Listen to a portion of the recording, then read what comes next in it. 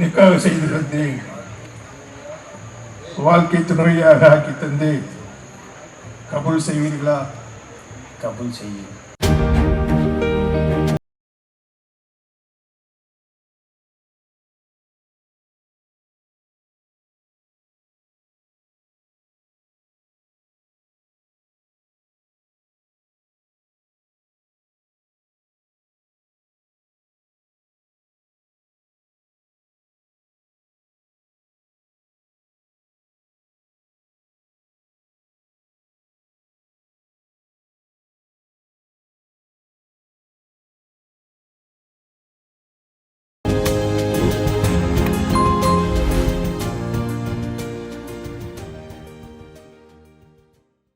என்னுடைய அன்பிற்கினிய தம்பி அஜ்மல் கான் அவர்கள் தன் வாழ்வின் உயிர் துணையாக ஃபஹானி அவர்களை ஏற்கிற இந்த இனிய இல்லற விழாவிற்கு உள்ளன்பு கொண்டு வாழ்த்து வந்திருக்கிற என் அன்பு உறவுகள் அனைவருக்கும் என் அன்பும் வணக்கமும். இங்கே பெருமதிப்புக்குரிய பெருமக்கள் பேரன்பு கொண்டு நமது அன்பு பிள்ளைகளை வாழ்த்த வந்திருக்கிறார்கள். அதிலும் நம் எல்லோருடைய பெருமதிப்பிற்கும் பேரன்பிற்கும் உரிய ஐயா ஜி.கே. வாசன் அவர்கள் வாழ்த்து வந்திருப்பது ஒரு தனிப்பெரும் சிறப்பு, மகிழ்ச்சி. அவையில் நிறைந்து அமைந்திருக்கிற பெருமக்கள் அனைவருக்கும் என்னுடைய நன்றியும் வணக்கம். மணமகனுடைய தந்தையாக இருக்கிற என் அன்பு சகோதரர் சரோஸ் அவர்கள், என்னுடைய தம்பிகள் ராஜன், மைக்கேல் இருவரும் ஒரு நாள் அழைத்தொடர்பில் எனக்கு வந்து, நாங்கள் அப்போ கூட்டம் நடத்துவதற்கெல்லாம் ரொம்ப நிதிக்கு ரொம்ப சிரமப்படுவோம், பொருளாதார சிக்கல் இருக்கும். அந்த நேரத்தில் இந்த மாதிரி சரோஸ்னு ஒருவர் நமக்கு நிதி கொடுக்க தயாராக இருக்கார், நீங்கள் ஒரு வார்த்தை அவர்கிட்ட பேசுங்க அன்பா அப்படின்னு சொல்லி அலைத்தொடர்பில் எனக்கு அறிமுகப்படுத்தி வச்ச என் அன்பு உறவு தான் இந்த ஃபெரோஸ் அவர்கள். நாங்கள் அவ்வப்போது கூட்டம் நடத்துவதற்கு நிதிக்கு தள்ளாடும் போதெல்லாம் தாங்கி பிடித்த பெருந்தகை என்னுடைய அன்பு சகோதரர் ஃபெரோஸ் அவர்கள். அவருடைய மகன் என்பது தெரியாது, என்னுடைய தம்பி சமுத்திரக்கனியுடன் நடித்து என் அன்பு இளவல் ஹுமாயூன் அவரெல்லாம் தயாரித்து ஒரு சாட்டை என்கிற படத்தை நான் பார்த்தேன். அதில் நடிச்சிருந்தாங்க. அந்த படத்தில் ரொம்ப அசாத்திய நடிப்பாற்றலை வெளிப்படுத்திய ஒரு இளைய பிள்ளை நம்முடைய அஜ்மல் அவர்கள். அதுக்கப்புறம் ஒரு நாள் மதுரையில் உணவருத்திட்டு இருக்கும்போது எதிர்பாராமல் 2 பேரும் சந்திச்சுக்கிட்டோம். அப்படி ஒவ்வொரு சந்திப்புலையும் எங்கள் உறவின் நெருக்கம் பெருகி கொண்டே போனது. அது காரணம் இருவருக்கும் ஒரே நோக்கம்தான், தன்னை போல எல்லோரும் வாழ வேண்டும், மகிழ்வோடு இருக்க வேண்டும் என்பதுதான். அதான் அன்னை அயலானுக்கும் அன்பு காட்டுங்கள் என்று நபிகள் நாயகம் சொன்ன வழியில் நடப்பதாலேயே அவரும் நானும் ஒரு பேரன்பின் நெருக்கத்தில், பிணைப்பில், இணைப்பில் இன்று வரை நின்று கொண்டிருக்கிறோம். இன்றைக்கு ஒரு மகிழ்வான நிகழ்விலே நாம் எல்லோரும் ஒன்று கூடியிருப்பது ரொம்ப மகிழ்ச்சியாக இருக்கிறார். சில செய்திகளை நாம் பரிமாறிக்கொள்ள வேண்டியிருக்கிறது. ஏன்னா தேர்தல் நேரம், இது கூட பேசலைன்னா ஒன்றும் பயன் இல்லை. இங்கே தேர்தல் என்பது ஒவ்வொரு தடவையும் ஒரு சடங்கு போல பார்க்கப்படுது. ஒரு 5 வருஷத்துக்கு ஒரு தடவை வரிசையில் இன்னும் வாக்கு செலுத்திட்டு போகிறது அப்படின்னு நினைக்கிறேன். அப்படி இருக்குது. நமக்குள்ள ஒரு நகை கடைக்கு போனால், இந்த கடைக்கு போனால் நல்ல நகை கிடைக்கும்னு ஒரு தேடல் இருக்குது. இந்த கடைக்கு போனால் நல்ல சுவையான உணவு கிடைக்கும்னு ஒரு தேடல் இருக்குது. இந்த கடைக்கு போனால் நல்ல உடைகள் கிடைக்கும்னு ஒரு தேடல் இருக்குது. 6 மாதம் 1 வருஷம் உடுத்தி தூர போடுகிற உடைக்கே அவ்வளோ அக்கறை கொடுக்குறேன்னா, 5 ஆண்டு காலம் நம் வாழ்வின் எதிர்காலத்தை தீர்மானிக்கிற தலைவர்களை தேடுவதில் நம்ம அவளை அக்கறை காட்டுவதில்லைங்கிறதா இங்கே இருக்கிற பெரிய துயரமும் கொடுமை. அது இதை ஆழ்ந்து பார்க்க வேண்டியது இருக்குது. இங்கே என்னென்னா, வணங்குகிற சாமியை காப்பாற்றுவதற்கு பல கட்சிகள் இருக்குது, அதுக்காக போராடுது. நாம் வாழுகிற பூமியை காப்பாற்ற இங்கே யாருக்குமான அக்கறையும் இல்லை, அதுக்கான நோக்கமும் இல்லை. நீங்கள் வணங்குறதுக்கு 1 கோடி சாமி இருக்கு, ஆனால் வாழ்றதுக்கு ஒரே ஒரு பூமி தான் இருக்கிறது என்பதை கவனத்தில் எடுக்க தவறி விடுகிறார்கள். அதுதான் இங்கே இருக்க பிரச்சனை. நபிகள் நாயகம் ஸல்லல்லாஹு அலைஹி வஸல்லம் அவர்கள், நீ இந்த பூமிக்கு வந்திருக்கிற ஒரு வழி போக்க, ஒரு அயலா, ஒரு வாடகை வீட்டுக்காரன், அவ்வளவுதான். நீ உன் வழிப்போக்கன் உன் பயணத்தை முடித்துக்கொண்டு நீ பத்திரமா சென்று வேற ஒருத்தனுடைய பூமி இது. இந்த பூமி உனக்கானது இல்லை. நீ மட்டுமே வாழ்ந்து தீர்த்து விட்டு போறதுக்கு இது உனக்கு உன்னுடைய உடைமை இல்லை. வழி வழியே வருகிற உன் சந்ததியோடது. நீ ஒரு வாடகை வீட்டுக்காரன்.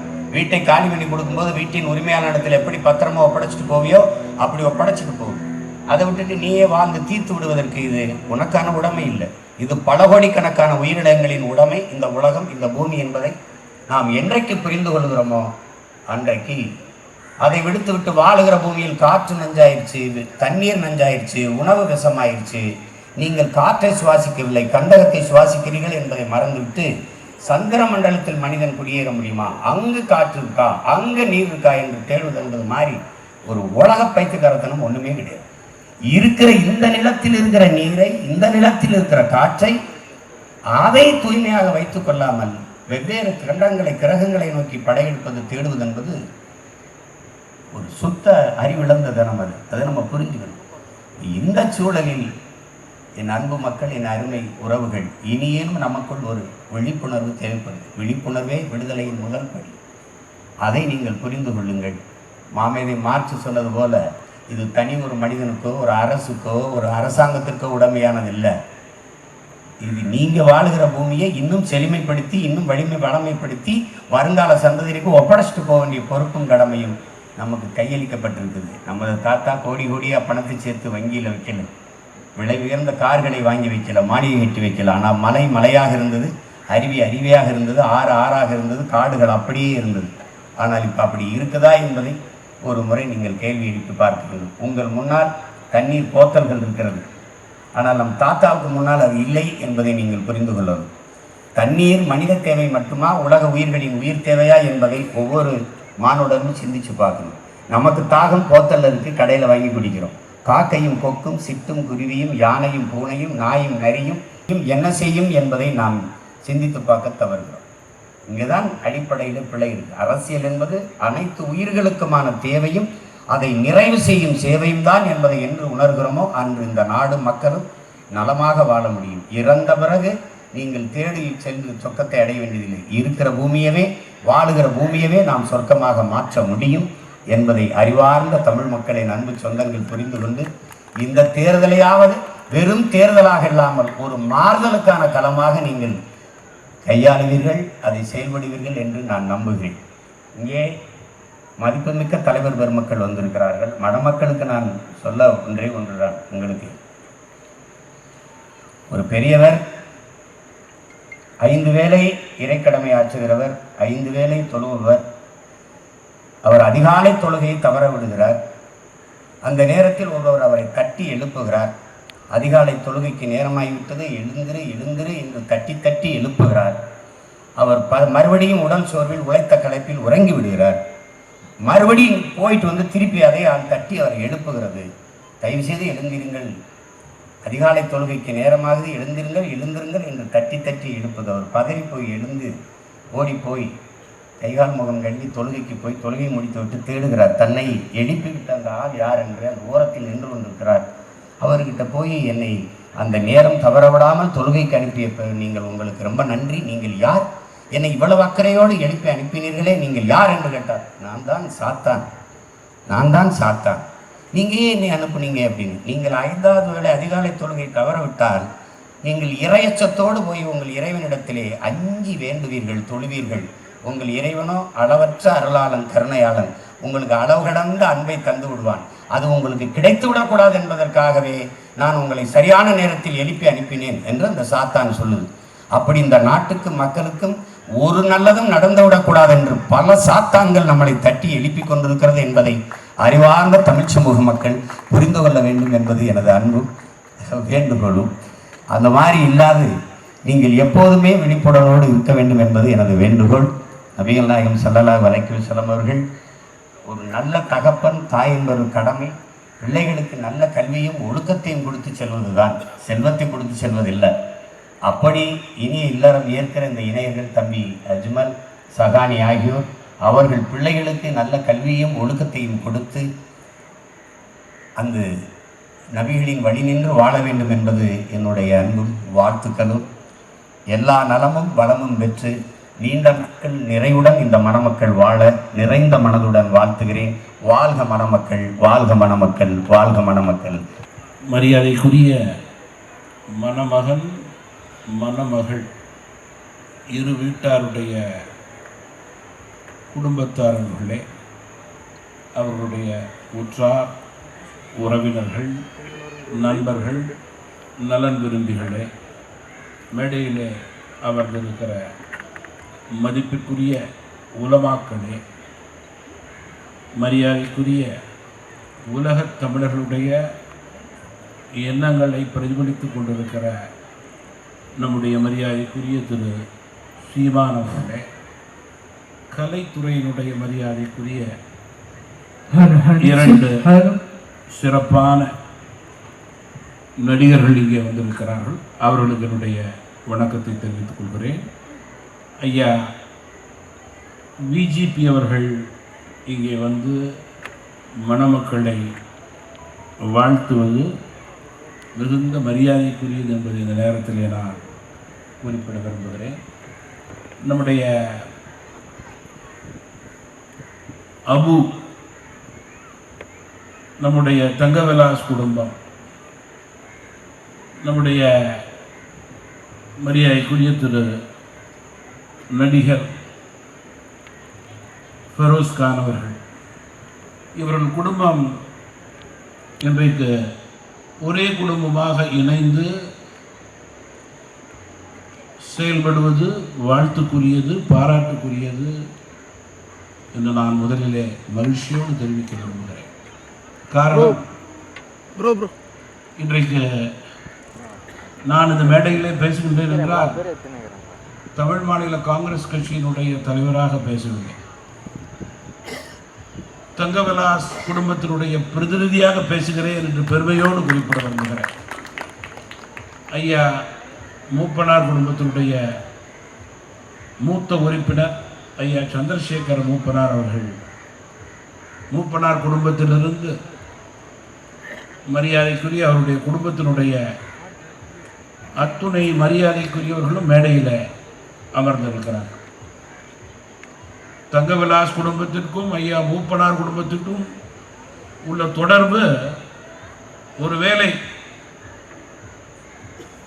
சுதந்திரத்திற்கு முன்பே இருந்திருக்கக்கூடும் என்பதுதான் உண்மை நிலை. தங்கவிலாஸ் குடும்பம் பாரம்பரியமிக்க குடும்பம்,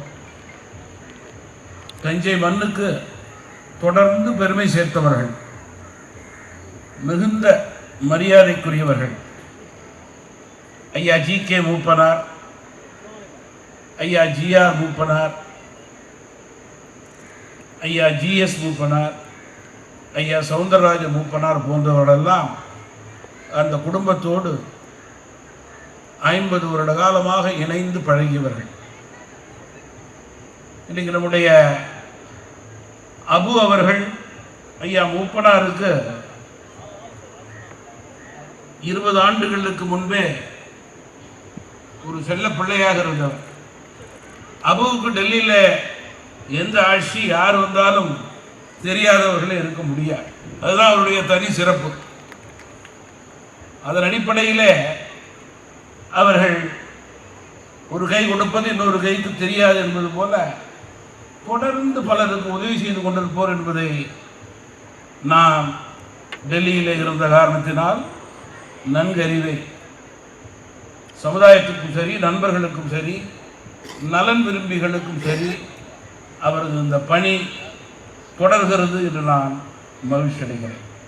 அதற்கு வசதி செய்து கொடுக்க வேண்டும் என்று எவ்வளவு மணி நேரமும் காற்றுக்கொள்ள தயாராக இருக்கக்கூடிய உயர்ந்த உள்ளம் படைத்தவர் என்பதை நான் நேரடியாக பார்த்ததின் காரணமாக இங்கே பதிவு செய்ய விரும்புகிறேன். நம்முடைய மரியாதைக்குரிய தங்கவிலாஸ் குடும்பத்தினுடைய வாரிசு சாதிக் அவர்கள், எங்களுடைய குடும்பத்தினுடைய மரியாதைக்குரிய தலைவர் ஐயா ஜி.ஆர். மூப்பனாருடைய செல்லப்பிள்ளை சாதிக் அவர்கள் உயர வேண்டும், வளர வேண்டும், சிறக்க வேண்டும் என்று மனதால் விரும்பிய அவர்கள். இன்று அவர்கள் இல்லை என்ற ஏக்கம் சாதிக்க இருக்கும் என்று எனக்கு நன்கு தெரியும். இருந்தாலும் கூட நாங்கள் எல்லாம் குடும்ப ரீதியாக இங்கே வந்திருக்கின்றோம் என்றால் இந்த குடும்ப உறவு வாழேடி வாழைவோட தொடரக்கூடிய உறவு.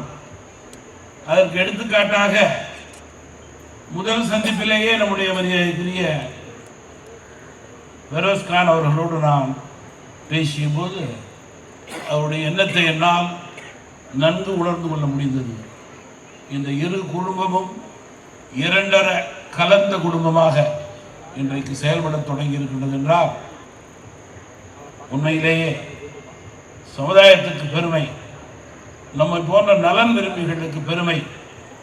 அதன் அடிப்படையிலே அவர்களுடைய உயர் பணி இறைவன் அருளால் மேலும் சிறக்க வேண்டும் என்றால் இந்த தருணத்தில் கேட்டுக்கொண்டு மணமக்கள் இருவரும் தங்களுடைய வாழ்விலே எல்லா வளமும் நலமும் பெற்று சீரும் சிறப்புமாக வாழ வேண்டும். சமுதாயத்தில் அவர்கள் ஒரு எடுத்துக்காட்டான தம்பதிகளாக உயர வேண்டும் என்றால் இந்த தருணத்திலே இறைவனை வேண்டி இன்றைக்கு இந்த திருமணத்திற்கு எங்களது தமிழ் மாநில காங்கிரஸ் கட்சியினுடைய இயக்கத்தைச் சேர்ந்த நூற்றுக்கணக்கானோர் பல்வேறு மாவட்டங்களிலிருந்து வருகின்றனர் என்பதை நான் நன்கு அறிவேன். அவர்களுக்கெல்லாம்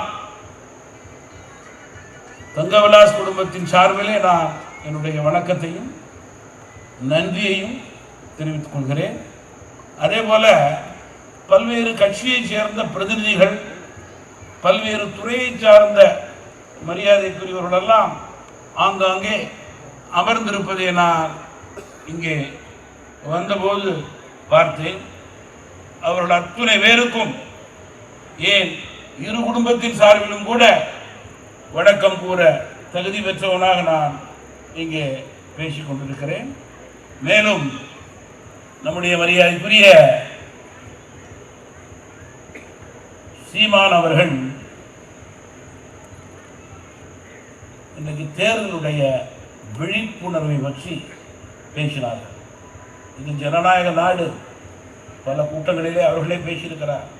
யார் வேண்டுமானாலும் யாருக்கு வேண்டுமானாலும் ஓட்டு போடலாம், யாரை வேணாலும் தேர்ந்தெடுக்கலாம், அது வேறு. ஆனால் ஜனநாயகத்திலே 75 வருட சுதந்திரத்திற்கு பிறகு தேர்தலிலே வாக்களிக்கக்கூடியவர்கள் சிந்தித்து செயல்பட்டு வாக்களிக்க வேண்டும் என்ற விழிப்புணர்வை இன்றைக்கு அவர்கள் பாணியிலே அவர்கள் மிக சிறப்பாக ஏற்படுத்தியிருக்கிறார். அவரை நான் வாழ்த்துகிறேன், பாராட்டுகிறேன். இது அரசியலுக்கு அப்பாற்பட்டது என்றாலும் கூட அதற்கு காரணம் அவர்களை போன்றவர்கள் கொடுக்கும் பேச்சு, விழிப்புணர்வு. சில நேரங்களிலே வாக்களிக்காதவர்களோடு இந்த தேர்தலிலே அவர் சார்ந்த தலைவருக்கும் கட்சிக்கும் வாக்களிக்கட்டும், அதுதான் ஜனநாயகம்.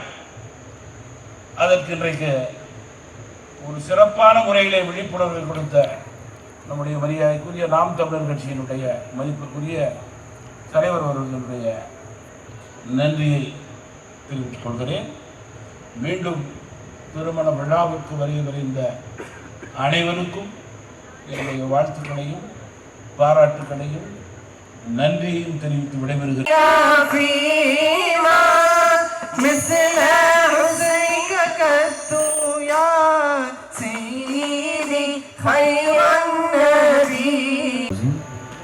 من كل ذنب خطيئة وتوب إليه وأرسله توبة لا إله إلا الله محمد رسول الله بسم الله والحمد لله والصلاة والسلام على. இன்று இருவர்கள் சாட்சியாகவும் ஜமாத்தார்கள் முன்னிலையில் பெண்ணுடைய தந்தையாகிய நான் என்னோட மகளை தங்களுக்கு நிக்காக செய்து தந்தேன். வாழ்க்கை துணையாக ஆக்கி தந்து கபூல் செய்வீர்களா? கபூல் செய்ய ஒப்புக்கொண்டீர்களா? ஒப்புக்கொண்டேன்.